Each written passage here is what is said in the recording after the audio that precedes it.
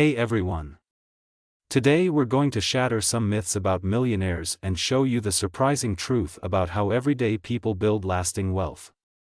I recently dove deep into the fascinating book, The Millionaire Next Door, by Thomas Stanley and William Danko, and what I discovered completely changed my perspective on wealth building. Trust me, this isn't going to be your typical, get-rich-quick advice. It's actually way more interesting, and more achievable, than that.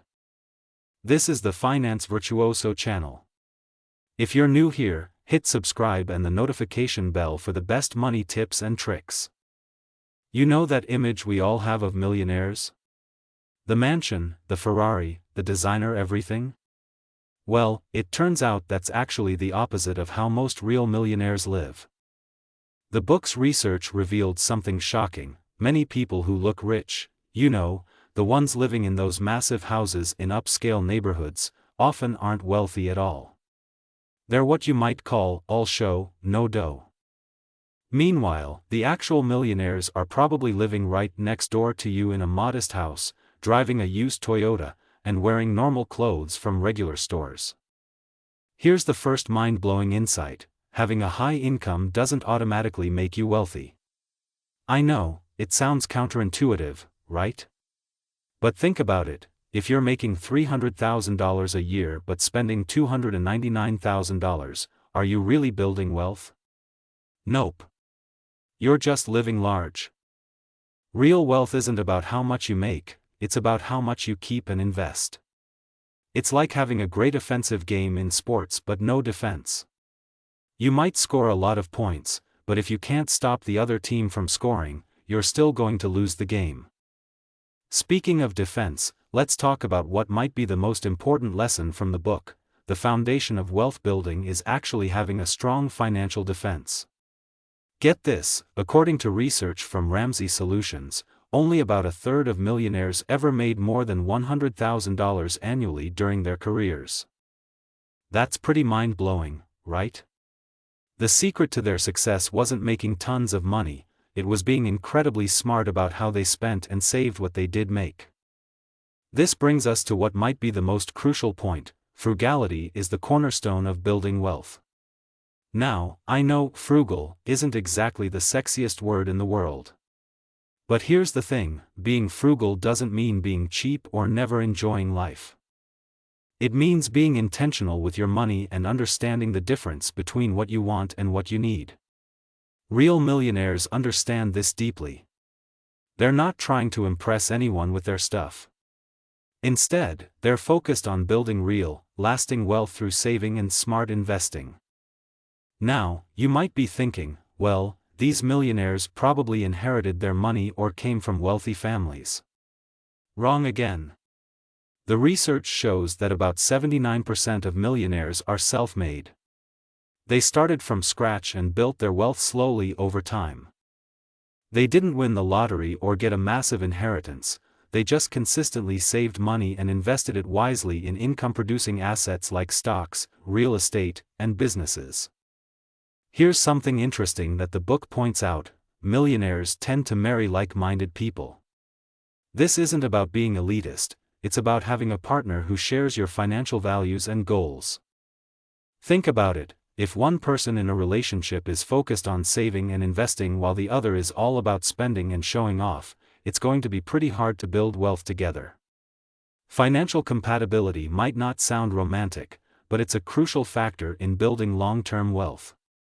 You might be wondering why we don't see more about these everyday millionaires in the media. Well, the book has a pretty funny explanation for this: the reality of most millionaires' lives is too boring to televise. Seriously, who wants to watch a show about someone driving their 10-year-old Toyota to work, brown bagging their lunch, and checking their investment portfolio? It's not exactly exciting television. That's why media tends to focus on the flashy big spenders, even though they often turn out to be what the authors call temporary millionaires. Let's talk about these temporary millionaires for a moment, because their story is really important. These are often high-income earners who live large but don't build lasting wealth. Think about professional athletes. there's a shocking statistic that 78% of NFL players go broke within 3 years of retirement. They make millions but lose it all because they never developed good financial habits. It's a perfect example of why high income without good money management skills isn't enough. Here's another fascinating insight from the book. Real millionaires often intentionally avoid living in upscale neighborhoods. It's not just about the expensive houses, it's about avoiding the pressure to keep up with the Joneses. When you live in a high-consumption neighborhood, there's constant pressure to look the part, the luxury car, the country club membership, the fancy furniture. Millionaires understand that this environment can be toxic to wealth building, so they often choose to live in middle-class neighborhoods where they're not constantly tempted to overspend. Speaking of cars, let me share something that might surprise you. The most common car brand among millionaires isn't Mercedes or BMW. It's Toyota. And not new Toyotas, used ones. Real millionaires understand that cars are transportation, not status symbols. They know that a new car loses 10 to 20% of its value the moment you drive it off the lot, so they let someone else take that hit and buy used instead. Here's something a bit more technical but super important. Millionaires are smart about how they structure their income. They focus on building wealth through what's called unrealized income, think appreciation in stocks or real estate, rather than just earning a bigger paycheck. Why? Because unrealized gains aren't taxed until you sell, and when you do, they're often taxed at a lower rate than regular income. It's not about evading taxes, it's about being smart about how you build wealth within the rules of the system. They're also big believers in having multiple income streams. Many are self-employed or run their own businesses, but they don't stop there. They understand that relying on a single source of income, even if it's from their own business, is risky. Instead, they build multiple income streams through various investments and ventures. It's like having multiple backup plans for your financial security. Let me wrap this up with what might be the most important lesson of all: believing that wealth is possible for you is crucial. The book makes it clear that building a net worth of $1 to $10 million is actually quite achievable in one generation, if you're willing to follow these principles. But here's the catch: if you believe that millionaires only come from wealthy families or that building wealth is impossible for regular people, you've already lost the game.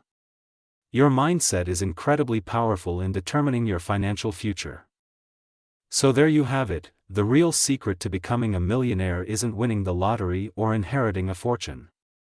It's about living below your means, saving consistently, investing wisely, and having the patience to let your wealth grow over time.